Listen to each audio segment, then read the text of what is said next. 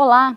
A matemática tem diversas aplicações, inclusive na pesquisa ambiental. Para conhecer mais sobre essa área de estudo, eu converso com a professora do Departamento de Engenharia Ambiental da Unesp, Lilian Medeiros. Obrigada pela presença no nosso estúdio, professora. Eu que agradeço o convite de participar. Eu queria falar sobre uma aplicação da matemática que é feita nesse departamento da Unesp, né? Uma pesquisa sua sobre a dengue, né? Como utiliza a modelagem matemática no estudo da disseminação da dengue. Como que isso pode influenciar as ações de prevenção da dengue? Então, a gente constrói modelos matemáticos para entender os processos.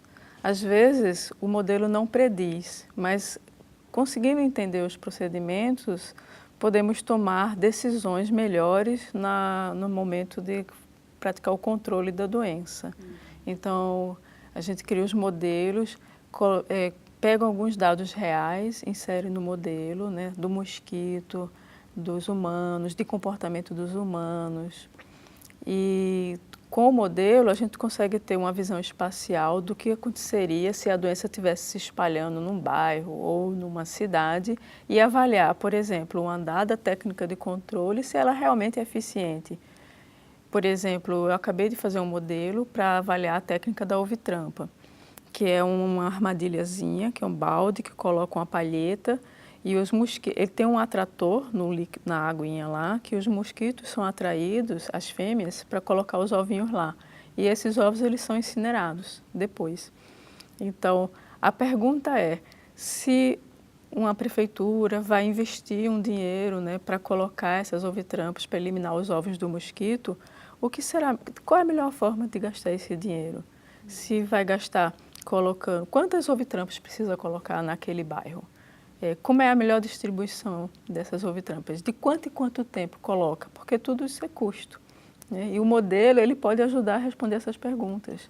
Então, a gente consegue perceber qual seria o mínimo custo que pode se usar num controle, mas que o controle também seja eficiente, né? Então, a gente pode colocar, eu quero frequência de 7 dias, de trocar as ovitrampas, ou de 14 em 14 dias. Se de 14 em 14 dias for eficiente, por que fazer de 7 em 7 dias? Então, o modelo ajuda a responder questões como essas. Mas vocês chegam a colocar a armadilha real para experimentar e a partir dela é que faz a modelagem? Ou ela é toda virtual? Pode ser toda virtual ou pode ser em parcerias com instituições que fazem esse tipo de pesquisa. Por exemplo, tem uma parceria com a Fiocruz do Rio de Janeiro, onde eles fazem um experimento, e a Fiocruz de Recife também. A Fiocruz de Recife fez um experimento, inclusive de ovitrampas, lá em Fernando de Noronha, e colocaram na vila inteira. Então, eles têm os dados. A gente pode usar os dados, os modeladores pegam os dados, pega a imagem geográfica da ilha, né, com as informações de população, insere no modelo e a gente pode calibrar o modelo com aqueles dados das pessoas para ver se o modelo está funcionando perfeitamente. E depois usar esse modelo em outras áreas também. Pode comparar com outras técnicas, como o fumacê, por exemplo? Pode. Né, as visitas domiciliares para retirada de criadores. O bom da modelagem matemática é que a gente pode brincar, né? Assim, pode acontecer a epidemia ou não e a gente sabe que nada vai acontecer ali, é só uma brincadeira. Mas é uma brincadeira que traz, assim, traz muitas respostas. Então a gente, agora eu quero combinar duas técnicas de controle, ou eu quero testar essa técnica nesse bairro dessa forma e quero testar essa outra técnica nas mesmas condições iniciais do modelo, e testamos as duas técnicas e vemos qual é a mais eficiente, qual é a de menor custo. Então, o modelo é bom porque nós podemos testar diferentes possibilidades.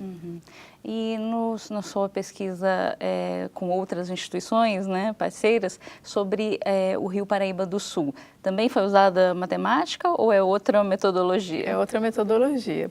Por enquanto, ainda não foi usada a matemática nela. Foi o projeto Cachoeiras, que começou em 2015, um canoísta chamado Pedro Oliva, ele se reuniu com pesquisadores de algumas instituições e a ideia foi ele equipar o caiaque dele e ele percorrer todo o Rio Paraíba do Sul, que são 1.137 quilômetros, a caiaque, remando, com uma equipe acompanhando ele, de cientistas do INPE, Unifei, UERJ. E a Unesp ela teve um papel educação nas cidades com relação ao rio. Mas os cientistas o acompanhavam e os equipamentos que ele tinha, ele coletava amostras de água, tinha sensores de temperatura, de pressão atmosférica, tinha um balão meteorológico no caiaque dele. Então ele coletou esses dados no rio inteiro. E a ideia foi, se os cientistas estavam colhendo os dados, por que não fazemos também um trabalho de educação ambiental com as populações daquelas cidades? E aí foi quando a Unesp entrou, fomos com 30 alunos, treinamos os alunos com uma técnica que chama cartografia social. Um parceiro meu, que era do Projeto Cachoeiras, na verdade ele é um colaborador até hoje comigo nos projetos, que ele é engenheiro ambiental e ele que na verdade nos treinou para essa técnica, o Alan, da cartografia social, que é pedir à população para contar através de um mapa que eles criam qual é a visão deles. Porque nos mapas que a gente tem dos livros ou nos mapas que são gerados pelos satélites, não tem a visão da população. E ali a gente consegue detectar qual é a relação das pessoas com o rio. No caso, o tema era o rio.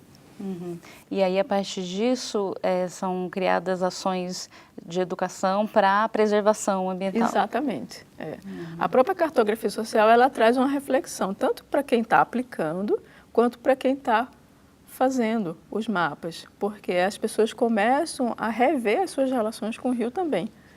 Isso foi um caso que até em São José dos Campos, uma escola que a gente aplicou, que foi a Vera Babo, que fica do lado do rio, e eles já relataram para a nossa equipe que a passagem do Projeto Cachoeiras mudou a forma com que eles viam o rio.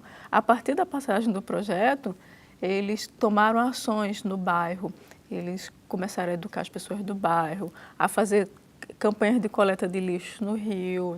Então, assim, isso é uma escola de ensino fundamental.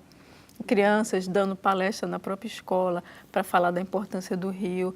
E isso foi o projeto que trouxe essa reflexão. Então, é uma relação muito bonita, né? Porque não só para a gente que ganha com aquelas informações, até a nossa própria reflexão com relação às nossas relações com o rio, mas toda a população também muda o olhar para o meio ambiente, né? Então, a gente fez o projeto em 2015, foram 2 meses, porque era o tempo do Pedro Oliva, e depois, em 2017, quisemos voltar às cidades, a parte de educação ambiental, porque a gente sentiu que foi muito rápido o trabalho. E daí eu submeti um projeto para a Unesp, um projeto de extensão, e novamente tivemos novos alunos, treinamos novos alunos e realizamos alguns trabalhos de campo, novamente voltando nas cidades, falando dos resultados do projeto de 2015 na cidade, o resultado das coletas, como é que aconteceu. E as cidades, assim, foi muito legal esse retorno, porque inclusive algumas das crianças que estavam em 2015, estavam em 2017, e elas já falavam de outra visão do Rio também. E a gente pretende voltar em 2018 novamente e fazer mais trabalhos. Ter continuidade. Ter continuidade. Então, em 2017, além da coleta da aplicação da cartografia social, nós fizemos coletas de histórias orais, que a ideia era pegar pessoas ícones da cidade, que ou são pescadores antigos, ou moradores antigos, ou historiadores, que conhecem do rio ou que tiveram alguma relação muito forte com o rio, para a gente capturar essas histórias que muitas vezes se perdem depois que a pessoa morre, depois que ela vai. Então, a gente quer resgatar essas histórias. E isso surgiu em 2015, quando passamos por São Luís do Paraitinga, e estávamos fazendo um trabalho de cartografia social, quando, por conta daquela enchente de 2009, 2010, que foi um desastre na cidade, esses moradores passaram por uma experiência muito forte. E daí eles começaram a contar o que aconteceu naquela enchente, como foi o processo do resgate, que não morreu ninguém. E daí eu posso gravar? Que é muito linda a história, sabe? E daí ali foi a inspiração para quando a gente voltou em 2017, fazer em todas as cidades uma coleta de histórias orais. A gente está criando um site, que é um mapa online, onde a gente localiza, né? Nas cidades onde a gente foi, a gente coloca fotos do trabalho de campo, que chama Story Maps. E a gente está criando História Inesp para o Projeto Cachoeiras. Mas a ideia é colocar os trechos principais das entrevistas, colocar lá, né, para as pessoas poderem, quando forem acessar as histórias do Rio Paraíba do Sul, acessar essas histórias lá também. Aí podemos colocar o áudio, podemos colocar algumas fotos. Bom, novamente agradeço a sua presença, esse bate-papo. A gente vai ficando por aqui. Até a próxima.